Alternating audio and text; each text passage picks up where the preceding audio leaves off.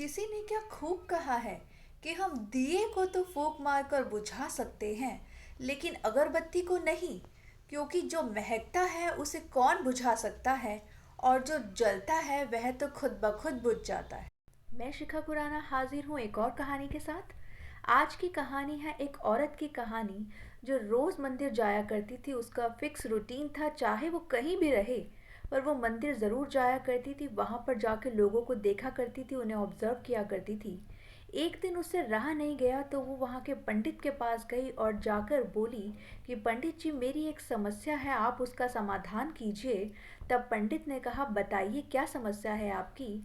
तो उन्होंने कहा, यहाँ पर लोग भगवान के दर्शन के लिए कम और नौटंकी करने ज़्यादा आते हैं। मैं देखती हूँ यहाँ कोई वीडियो बना रहा है, कोई फ़ोटो खींच रहा है, कोई मंदिर की फ़ोटो खींच रहा है, कोई अपनी खुद की फ़ोटो खींच रहा है, लेकिन यहाँ भक्ति में किसी का कोई ध्यान नहीं। कोई गपशप कर रहा है, कोई किसी की बुराई कर रहा है, कोई अपने बॉस की बुराई कर रहा है, वगैरह वगैरह, लेकिन यहाँ भगवान की भक्ति से किसी को कोई लेना देना नहीं है। तब पंडित जी ने कहा, ठीक है, मैं आपकी समस्या का समाधान कर दूंगा। बस आपको ये दो काम करने होंगे। कल जब आप मंदिर आइएगा तो आप अपने घर से मंदिर तक पैदल आइएगा, किसी वाहन में नहीं, और अपने साथ एक जल से भरा हुआ लोटा साथ लेकर आइएगा। लेकिन ध्यान रखिएगा कि लोटे से जल गिरना नहीं चाहिए। मंदिर पहुंचकर आपको उस लोटे के साथ इस मंदिर की 3 परिक्रमा करनी है। उसके बाद मैं आपकी समस्या का समाधान ज़रूर कर दूंगा। उस औरत ने ऐसा ही किया। वो पैदल पैदल मंदिर तक पहुंची। उसने बिल्कुल भी जल को गिरने नहीं दिया और पंडित जी के पास जाकर कहा कि अब आप मेरी समस्या का समाधान कीजिए।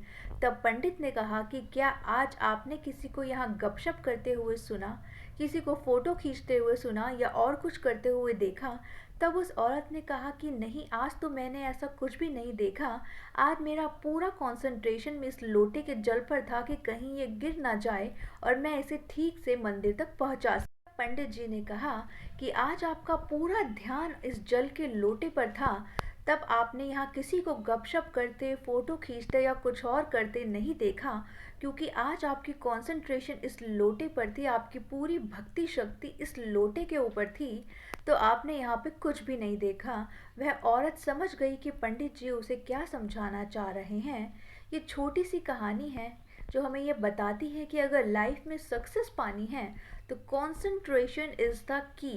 बिना एकाग्रता के हम अपने गोल तक नहीं पहुंच सकते। अगर आपकी पूरी कंसंट्रेशन आपके गोल पर है तो आसपास की चीज़ों पर आपका ध्यान नहीं जाएगा। वहाँ क्या हो रहा है, क्या नेगेटिव हो रहा है, आपका कोई ध्यान नहीं जाएगा और आप अपने गोल तक जल्दी से जल्दी पहुँच पाएंगे।